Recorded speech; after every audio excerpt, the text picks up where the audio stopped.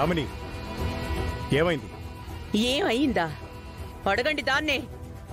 అదేం చేసిందో చెప్తుంది. అదితి, ఏమైందమ్మా? అది అమ్మ గౌతమ్ని అరెస్ట్ చేయించింది డాడీ. నేను రిలీజ్ చేయించాను. వాట్? ఏంటి? అమ్మ గౌతమ్ గారిని అరెస్ట్ చేయిస్తే నువ్వు రిలీజ్ చేయించావా?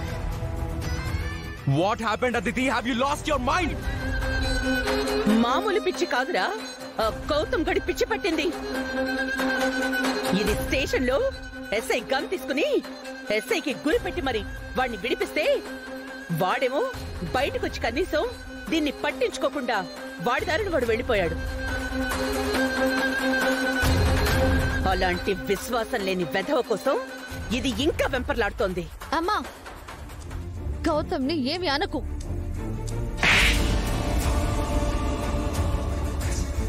యామిని, మీరు ఆగండి, ఆగండి. ఏయ్, ఇంకొక్కసారి నీ నోట్లో నుంచి గౌతమ్ అనే మాట వచ్చిందంటే నేనేం చేస్తానో నాకే తెలీదు. అంటాను. గౌతమ్ గౌతమ్ గౌతమ్ గౌతమ్ గౌతమ్ గౌతమ్. యామిని,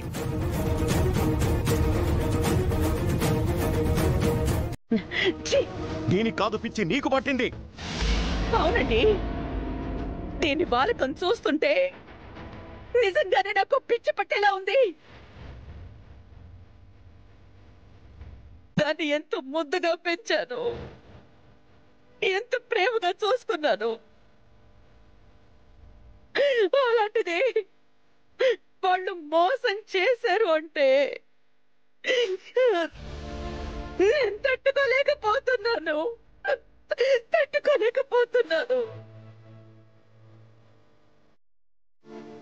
వాణ్ణి చంపేయాలనంత కోపం వస్తోంది. ఏదేమో ఇంత జరిగినా వాడి పేరే కలవరిస్తూ ఉంటే నా కడుపు తరుక్కుపోతోంది.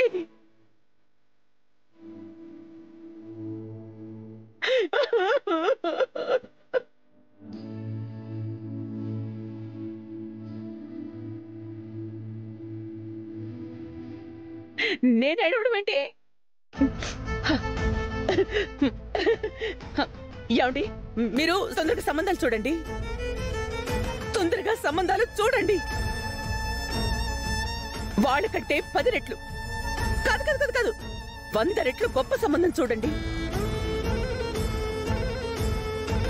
వాళ్ళింటి ముందే ఆకాశం అంత పందిరి వేసి ఘనంగా పెళ్లి జరిపిస్తాను. నేను గౌతమ్ని తప్ప ఇంకెవరిని పెళ్లి చేసుకోను. పళ్ళు రాల్తాయి.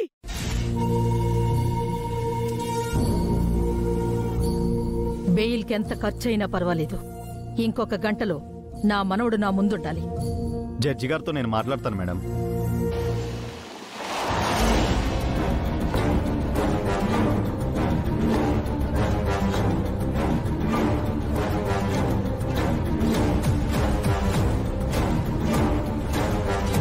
నానమ్మా, నానమ్మా.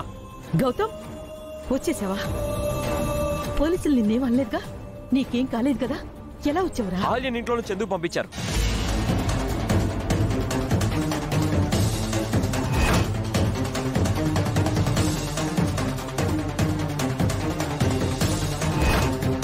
వెళ్ళిపోయిన దాని గురించి ఇప్పుడెందుకు? నువ్వైతే వచ్చావు కదా, పద. ఆల్యన్ ఇంట్లో నుంచి ఎందుకు పంపించారు? ఎందుకంటే అది మన ఇంట్లో ఎవరికి నచ్చలేదు కాబట్టి. ఎందుకంటే అది వచ్చిన దగ్గర నుంచి ఇంట్లో ఎవరికి ప్రశాంతత లేదు కాబట్టి. ఎందుకంటే అది నీ జీవితం నాశనం చేసింది కాబట్టి.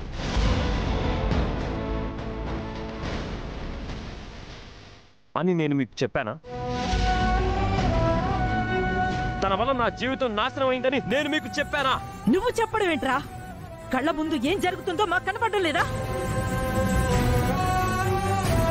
ప్రేమించిన అమ్మాయిని పెళ్లి చేసుకుని సంతోషంగా ఉండాల్సిన వాడివి దాని వలలో పడి ఒక పక్క చెల్లెలి పెళ్లి కూడా ఉందన్నా స్పృహ లేకుండా దాన్ని పెళ్లి చేసుకుని తీసుకొచ్చావు అంటే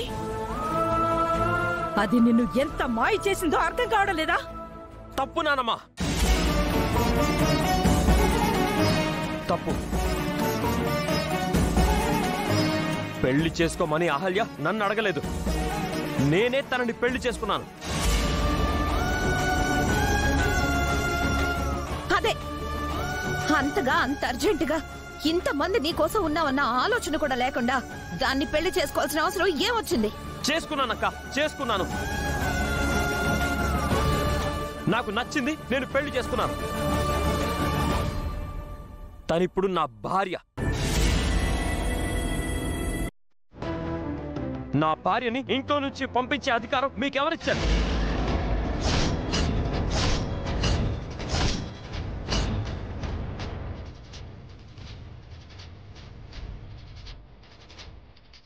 బాగుందిరా, చాలా బాగా అడిగావు. నిన్నగాక మొన్నొచ్చిన దాని గురించి రక్త సంబంధాలను నిలదీసే స్థాయికి వచ్చావంటే మాకు బాగా బుద్ధి చెప్పావు.